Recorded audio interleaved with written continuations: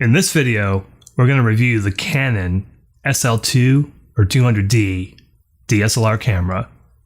Coming right up.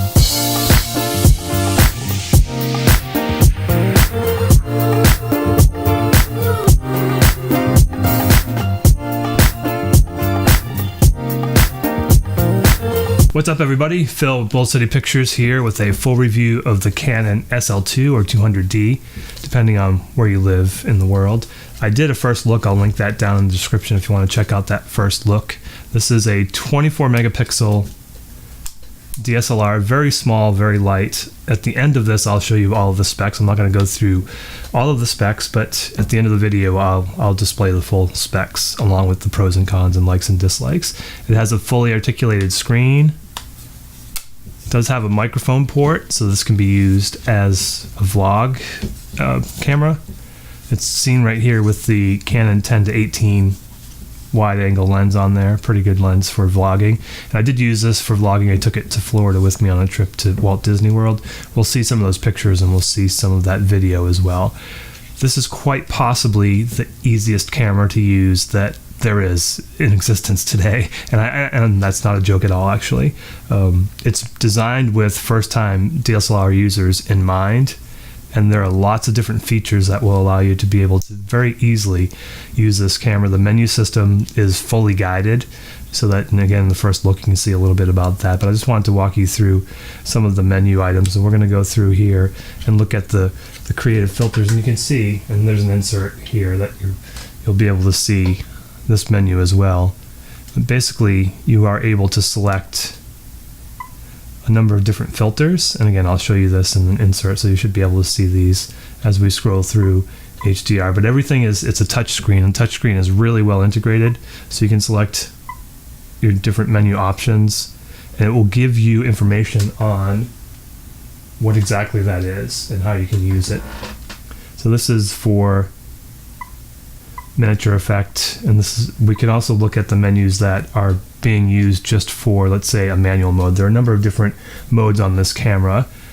Manual mode, or one of the program modes, is certainly one of them. So this is the manual mode, and it tells you a little bit about the mode and how it's used.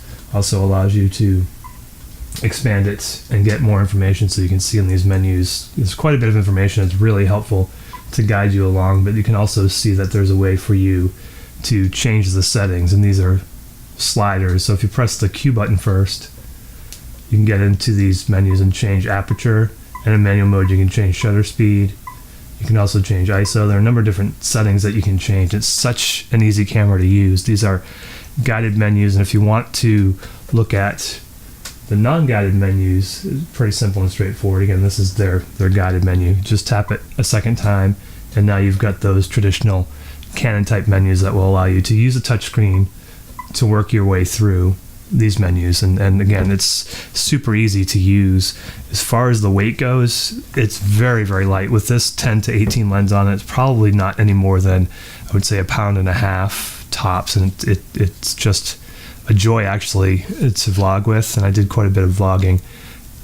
I'll show you some of the video again, low light video, but this is very, very easy to use. The image quality is there, 24 megapixels. Again, I'll show you some of those images. You can change the aperture, you can change the shutter speed while you're actually recording video, which I found very handy in Florida. The changing light certainly required in some cases for me to change the aperture, and it's simple and straightforward. Again, with the menu system you can use it all through the touch screen. So what I want to do is take you over to the computer. I'm going to show you some of the pictures, and throughout this video we'll show you some of the video that I took as well in low light specifically, but we'll go through the pictures that I took, some in low light, some in regular light, see how those pictures came out, and then we'll come back and we'll talk a little bit more about this, and we'll wrap it up for the Canon SL2 200D. So I wanted to show you some of the pictures that I took here. This one was taken at 6400 ISO. This is in Adobe Lightroom, and I haven't done anything to this. This is a raw file, but you can see that there's nothing that's been done to it. So just wanted to show you kind of the noise when you zoom in. This is at 1:1. So you can see it's fairly noisy, but Lightroom does a pretty good job of kind of cleaning things up if you want to bump up that noise reduction. you can get a fairly usable image. You can see that there's a little bit of loss in sharpness here, and I don't have any sharpening on, but if you turn on some sharpening, you can grab a little bit of that back. It starts to look kind of strange, but I would say for a vacation shot, which this is, that's certainly a usable image at ISO 6400. I did a bit of a ramp up while I was in line waiting for Soren, so wanted to show you how each of these images looks. This is at 1600 ISO, and you can see the information here. This was shot on the 18 to 135 lens, and you can see at 1600, again, this has not been touched. There's no noise reduction applied. It's, there's a little bit of noise in there, but again, if you applied some noise reduction, certainly you would have a more than usable shot that looks pretty good. And that Soren, that color, it's not really noise that you're seeing necessarily. It's just kind of the color and the tone of that Soren sign. That's 1600. Here's that same shot at 3200. You can see now there's a little more noise, especially if you look in the shadows here.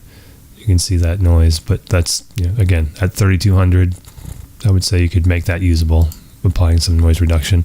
And here's one at ISO 4000. I didn't have the chance to ramp all the way up. I wanted to get to 6400, but the line started to move, so had to get going. Here's an image that we took, bright daylight, ISO 100. Took it at 18 millimeters just to show you kind of what the normal images look like. And I believe this was taken with the 18 to 135 as well. So this has been edited, but at ISO 100, if you look in the sky, you see very little to no noise. I did apply some noise reduction here. Just a couple more shots to give you an idea on what the camera does. This is a shot from Epcot Food and Wine. You can see that this was shot with the 18 to 135 lens. The detail is there. You can certainly see the detail of the camera. At 24 megapixels, you get a pretty good detailed sensor in there. A couple more that I just wanted to show. We went on the Kilimanjaro Safari, just to give you again an idea of the level of detail. A couple crocodiles here. If you zoom in, you can see this guy actually looks like he's got some battle scars. I'm not sure if he was bitten by one of the others, but my computer's running a little slowly here, but you can see as it fills in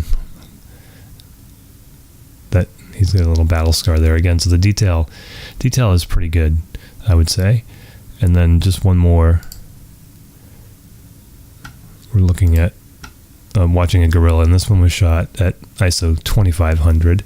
So again, I'll bring down the noise reduction on this one.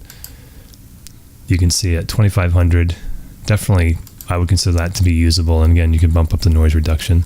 And overall, I was pretty happy with the quality and the high ISO. I mean, realistically, if you want something that you're going to use for other than the web, you might want to keep it under 3200.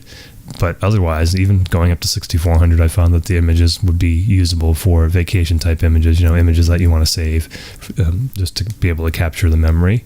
So those were the pictures. Here's some of the video. We'll roll about a minute of video here as I speak through it. But this was in the queue for Flight of Passage in Pandora, and it was really, really low light in there. And the ISO on this video is 6400.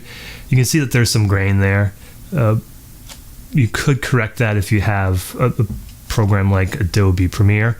You can actually add some noise reduction. It does increase the time it takes to render, but there are ways of fixing that. I say that even looking at this, it really is for family videos, it's pretty usable. Obviously, you're not going to use this for pro video. I wouldn't say that that's a good use for this particular camera. Not really what it was designed. It was designed for people who want their first SLR, and as a first SLR, it's incredible. The dual pixel AF is amazing. I went through that in my first look. The focus is fast and accurate. Even in low light, it did a pretty good job with the focus. Again, easy to use, easy to carry, very light. I'm going to go through my list of pros and cons, and the cons list is a pretty short one.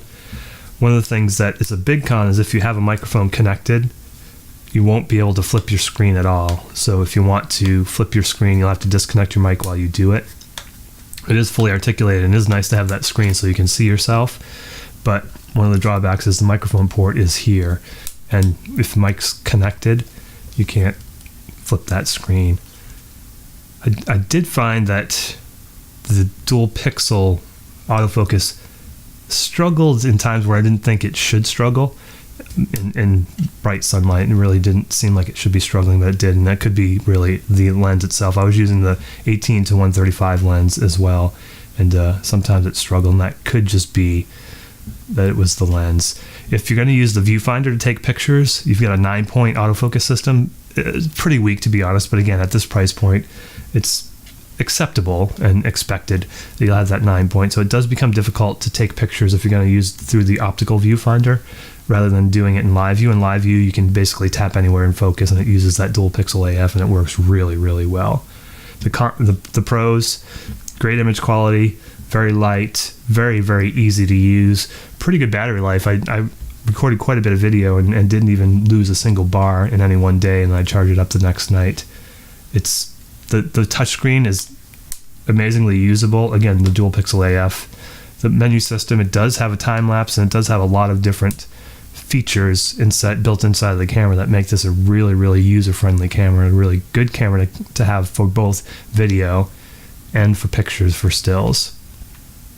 If you like what you saw, please consider subscribing. I'm going to put the links to everything that you see in this review down below. If you happen to buy these and this video helped you at all, that would be great if you could use those links. It doesn't cost you any extra, but we get a few pennies on the dollar, so we appreciate that to help support the channel. Phil with Bold City Pictures with the review of the Canon SL2 200D, and stay tuned for the specs. We'll see you again in the next video.